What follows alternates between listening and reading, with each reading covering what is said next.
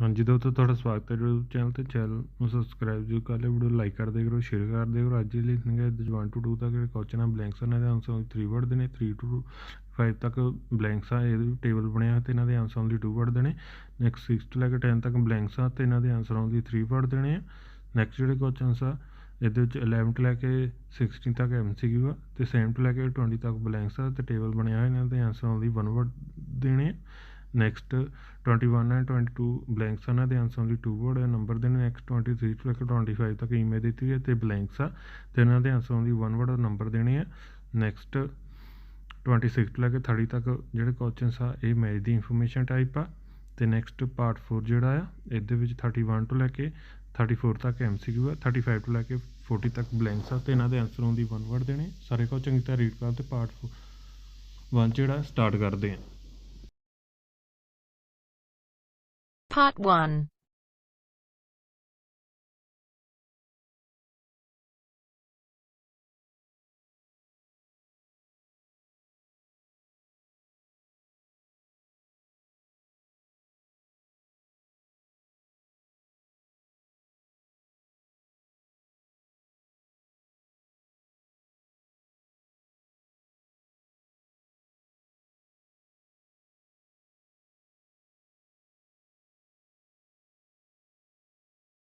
You will hear a number of different recordings, and you will have to answer questions on what you hear.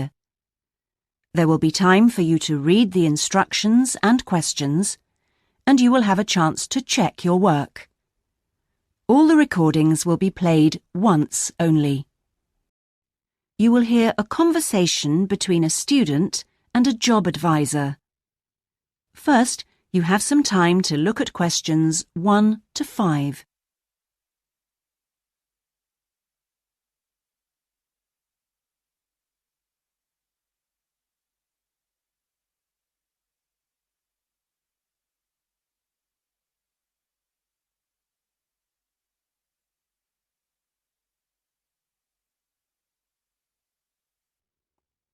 Now we shall begin. You should answer the questions as you listen, because you will not hear the recording a second time.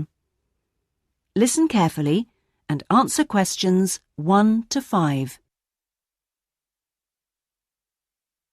Good morning. Oh, good morning. Is this, room number 26? Yes, that's right. So, is this the Student Job Centre? It certainly is. How can I help you?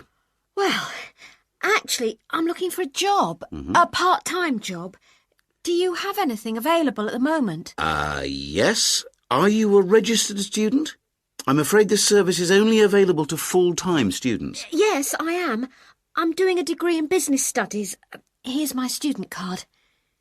Which year are you in? Well, I've been at uni for 4 years, but I'm in the 3rd year because I took last year off. Right. Well, let's just have a look at what positions are available at the moment. There's a job working at the reception desk at the sports centre for 3 evenings a week. That's Wednesdays, Thursdays and Fridays. Oh, that sounds like fun, but unfortunately I have evening lectures, so that's not possible, I'm afraid. Is there anything during the day? OK, that's no good then. What about cleaning? There's a position for a cleaner at the childcare centre. Right. But you'd need to be there at 6 a.m. Does that appeal? 6 o'clock in the morning? Ooh, that's far too early for me, I'm afraid. I'd never make it that early in the morning. Well, there was a position going in the computer lab for 3 days a week that might be OK. Here it is. No, it's in the library, not the lab. Clerical assistant required. I think it mostly involves putting the books back on the shelves. Oh, no, hang on.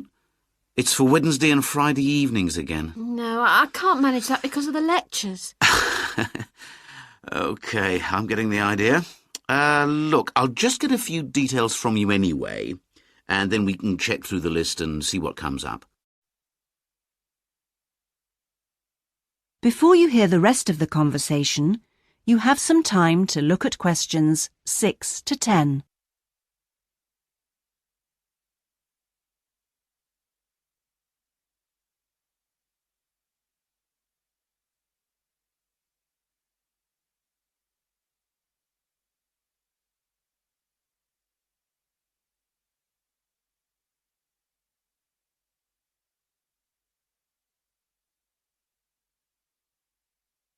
Now listen and answer questions 6 to 10. We'll fill in the personal details on this application form first, if that's okay. Yeah, that's fine. Now, what's your name again? Anita Newman. That's Newman. And your address, Anita? I'm in one of the halls of residence for postgraduate students. You know, International House. OK, that's easy. What's your room number there? Room B569. No, sorry, B659. I always get that wrong. I haven't been living there very long. Do you have any other skills? Typing, languages, that sort of thing? Well, I speak some Japanese. Right, I'll make a note of that. Now, let's see what else is available. What do you think of administrative work? There's a position for an office assistant at the English Language Centre. That sounds interesting. It's for 3 days a week, Monday, Friday and Saturday mornings. Interested? I was hoping to have Saturdays free, but I need the work, so... Can you tell me what the job involves? Yep, sure. It says here that you'll be required to deal with student inquiries and answer the phone. I'm sure I can handle all that without a problem. Great. Well, would you like me to arrange an interview for you? Say Friday morning around 10? Could we make it a bit later? Unfortunately, I've got something to do at 10. Would that be okay? Not a problem. How about 11:30? Hope it works out for you, Anita. Me too. And thanks for all your help. That is the end of part 1. You now have half a minute to check your answers. Part 2 ਜਿਹੜਾ start ਹੋ ਚੁੱਕਾ ਇਹਦੇ 'ਚ 11 ਤੋਂ ਲੈ ਕੇ 16 ਤੱਕ MCQ 7 ਤੋਂ ਲੈ ਕੇ 20 ਤੱਕ ਬਲੈਂਕਸ ਇਹਨਾਂ ਦੇ ਆਨਸਰ ਲਈ 1 ਵਰਡ ਦੇਣੇ ਸਾਰਾ ਕੁਝ ਚੰਗੀ ਤਰ੍ਹਾਂ ਰੀਡ ਕਰੋ ਤੇ ਪਾਰਟ 2 ਜਿਹੜਾ ਸਟਾਰਟ ਕਰਦੇ ਹਾਂ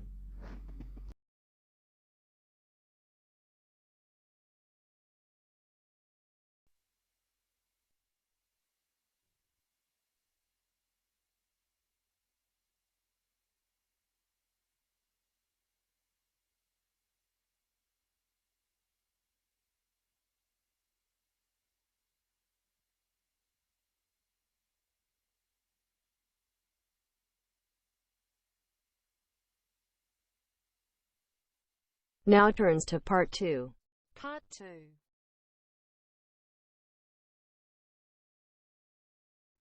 You will hear a talk given by a group offering a walking holiday to raise money for charity.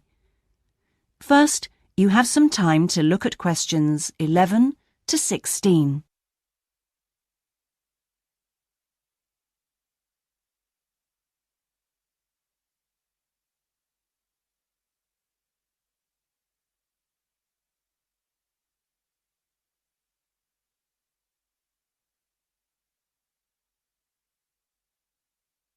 Now listen carefully and answer questions 11 to 16.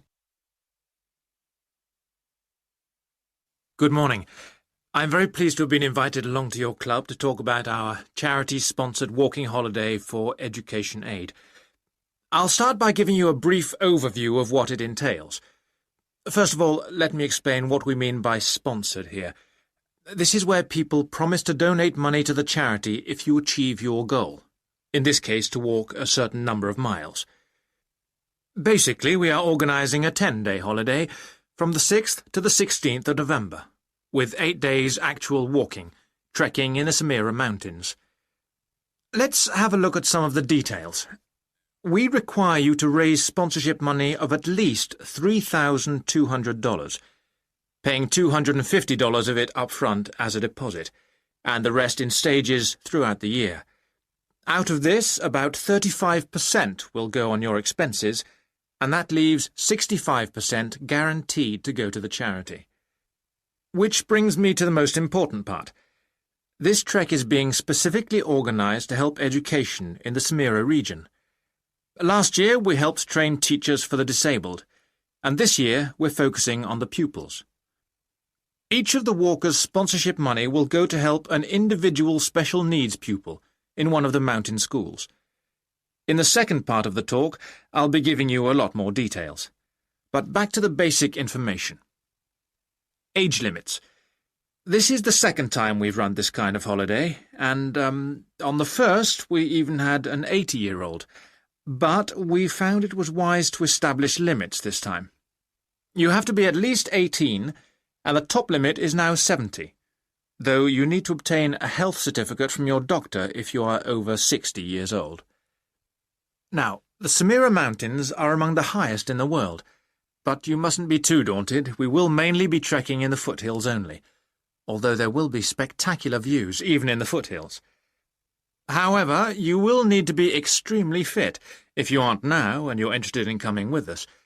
You have plenty of time to get into shape. You'll be sleeping in tents, so you must have quite a bit of equipment with you, but you will be helped by local assistants. Your bedding and so forth will be carried by them. We ask that you only walk with a small rucksack with needs for the day.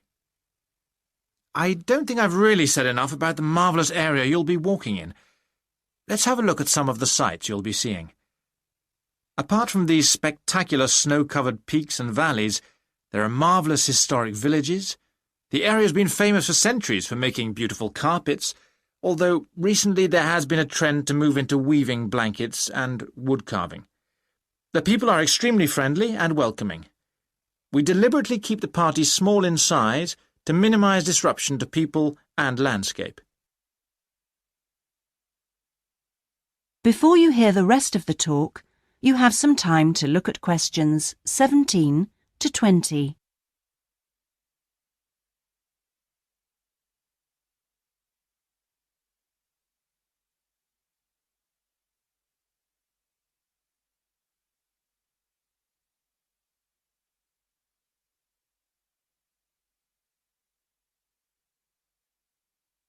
Now listen and answer questions 17 to 20.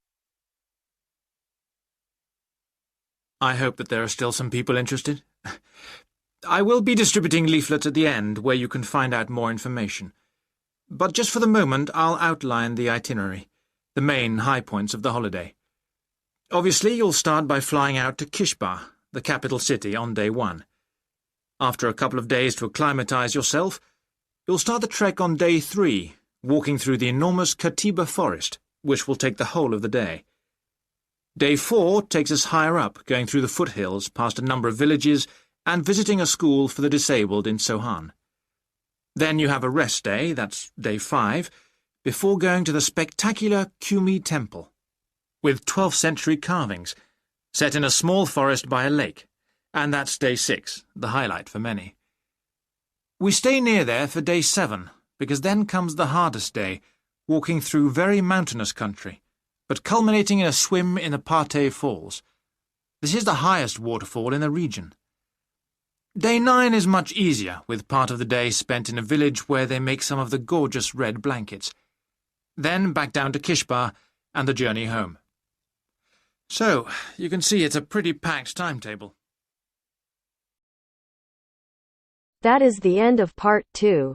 You now have half a minute to check your answers. Part 3 ਜਿਹੜਾ start ਹੋ ਚੁੱਕਾ ਇਹਦੇ 21 ਤੋਂ ਲੈ ਕੇ 22 ਤੱਕ blanks ਉਹਨਾਂ ਦੇ answer ਦੀ 2 word ਦੇਣੇ।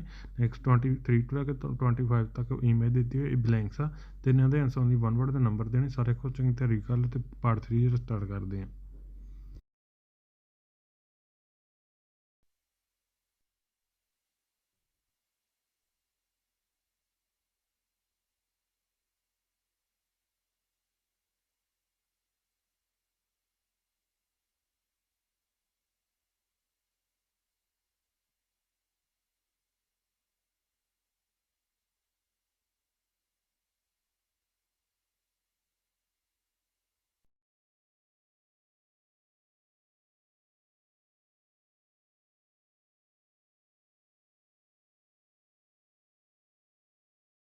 Now turns to part 3.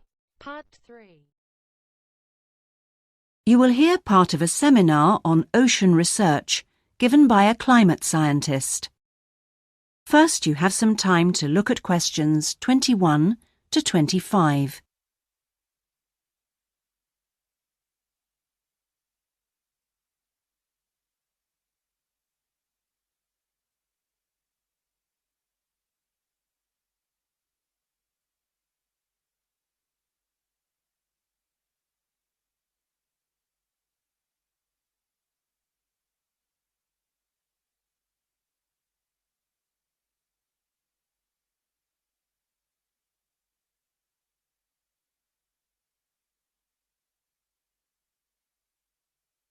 Now listen carefully and answer questions 21 to 25.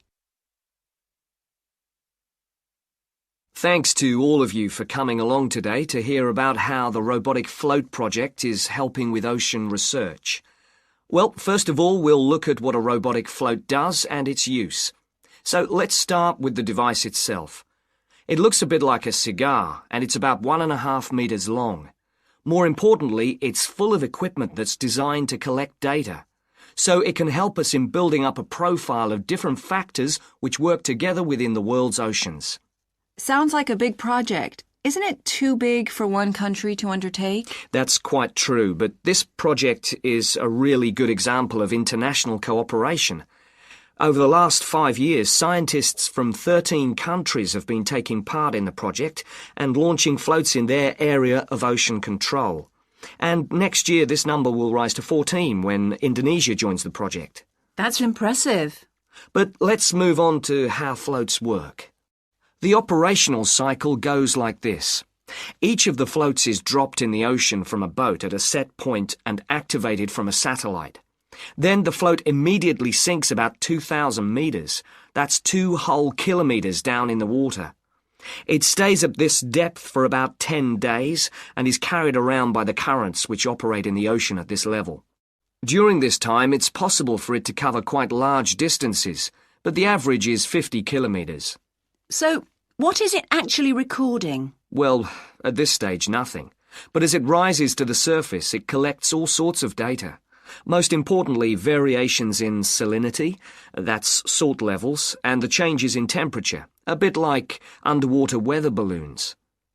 Then, when it gets back to the surface, all the data it's collected is beamed up to the satellite. After about 5 hours on the surface, the float automatically sinks, beginning the whole process again. What happens to the data?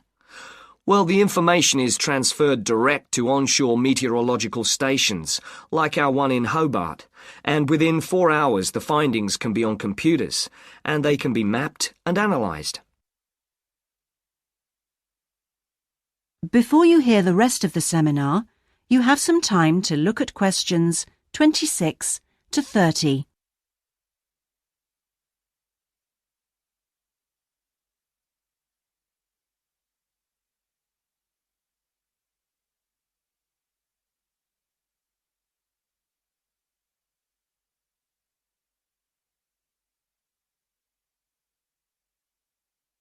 Now listen and answer questions 26 to 30. You say you're building models of the world's ocean systems, but how are they going to be used? And more importantly, when? Some of the data has already helped in completing projects. For example, our understanding of the underlying causes of El Niño events is being confirmed by float data. Another way we're using float data is to help us to understand the mechanics of climate change, like global warming and ozone depletion. That's part of an ongoing variability study, but the results are still a long way off. However, this is not the case with our ocean weather forecasting. Because we know from the floats what the prevailing weather conditions will be in certain parts of the ocean, we can advise the Navy on search and rescue missions. That's happening right now, and many yachtsmen owe their lives to the success of this project. In addition, the float data can help us to look at the biological implications of ocean processes. Would that help with preserving fish stocks? Yes, and advising governments on fisheries legislation.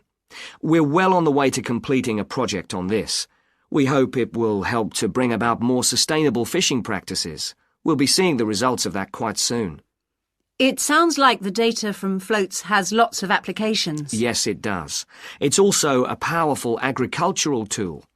If we were aware of what the weather would be like, say, next year, we could make sure that the farmers planted appropriate grain varieties to produce the best yield from the available rainfall. That sounds a bit like science fiction, especially when now we can't even tell them when a drought will break. I agree that this concept is still a long way in the future, but it will come eventually, and the float data will have made a contribution.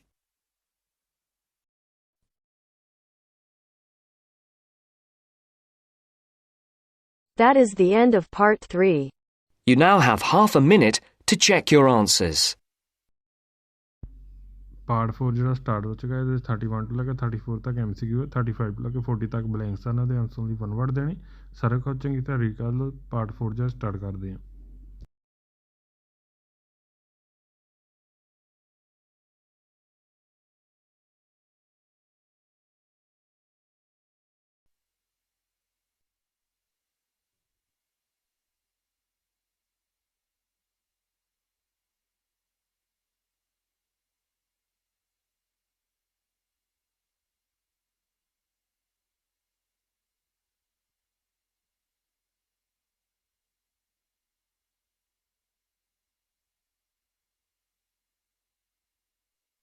Now turns to Part 4.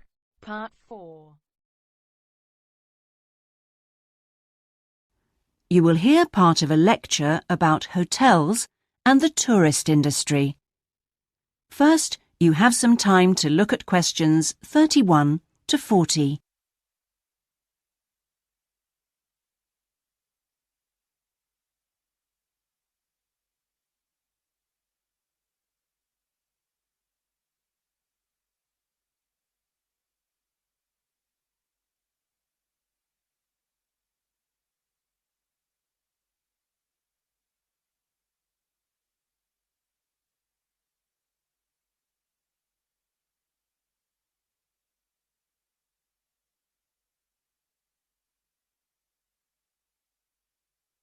Now listen carefully and answer questions 31 to 40.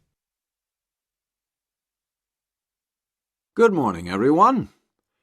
Today's lecture forms part of the Hospitality and Tourism module. Last week, I looked at the economy end of the hotel business. This week, I'm going to discuss the luxury end of the market. Let's consider the following scenario. You wake up in the middle of the night in a strange hotel miles away from home, disoriented most probably from jet lag, when even the most expensive surroundings can seem empty and dispiriting. You have paid a great deal of money to stay in this first-class hotel with its contemporary technology, but according to recent research carried out by an international travel and public relations company, all is not well. The research suggests that even the most opulent, luxurious hotels seem to have underestimated the most basic needs of their customers, be they traveling for work or pleasure. The need to feel at home in surroundings which are both familiar and inviting. Do these findings, however, apply only to hotels situated in particular areas? Is it possible that the external environment can affect a guest's well-being? The company's research covered a whole range of different hotel types, both independent hotels and those which are part of large chains. They investigated chic so-called boutique hotels in the heart of downtown business districts, stately mansions located in the depths of beautiful countryside, and plush hotels built at the edge of tropical beaches, surrounded by palm trees and idyllic blue ocean. And the research concluded that what was outside the hotel building simply didn't matter. This is a fascinating revelation, and those of you hoping to move into careers in the travel and leisure industry would be well advised to look at the findings in more detail. But back to the main point of this lecture, the need to feel at home. What can the hotel industry do about it? And is the very idea so subjective that it's impossible to do anything about it on a global basis?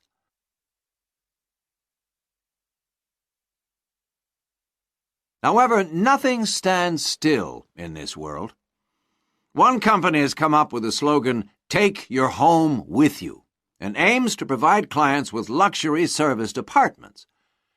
Those in the business travel industry maintain that these serviced apartments dispense with all the unwanted and expensive hotel services that business travelers don't want, while maximizing the facilities they do want.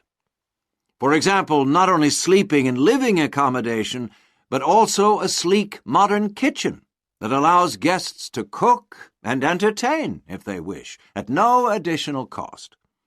The attractions of such facilities are obvious, and it'll be interesting to see whether the company manages to establish a trend all over the world and make a lasting impact on the luxury accommodation market. Now, finally, I want to consider the psychology underpinning the traditional holiday hotel industry. As a hotelier, how do you go about attracting people to give up the security of their own home and entrust themselves to staying in a completely strange place and sleeping in an unfamiliar bed?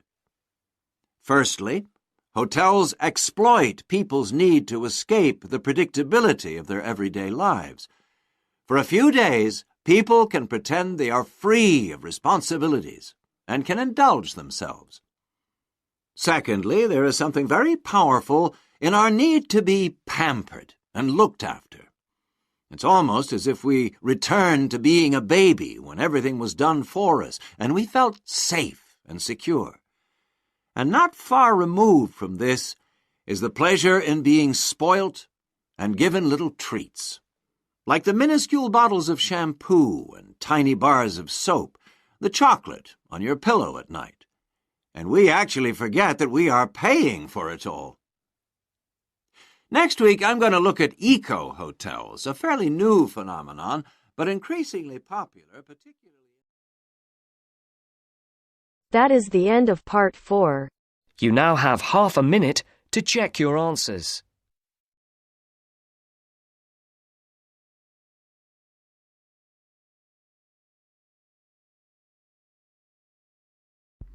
Part 4 ਜਿਹੜਾ ਖਤਮ ਹੋ ਚੁੱਕਾ ਤੇ ਹੁਣ 500 ਦੇਖਦੇ ਹਾਂ। First business, next third, next sports, next clear, next library, next international house, next B659, next office assistant, next answer phone, next 11:30, next B, next C, next A, next C, next B, next A, next forest, next temple, next waterfall, next village, next cigar, next 13 countries, next activated, next 50 kilometer, next temperature, next A, next C, next A, next B, next C, next B, next B, next A, next C, next businesses, next kitchen, next world, next escape, next baby, next chocolate। Channel ते नमें subscribe जो कर ले, video like कर दे करो, share कर दे करो। Thank you for watching.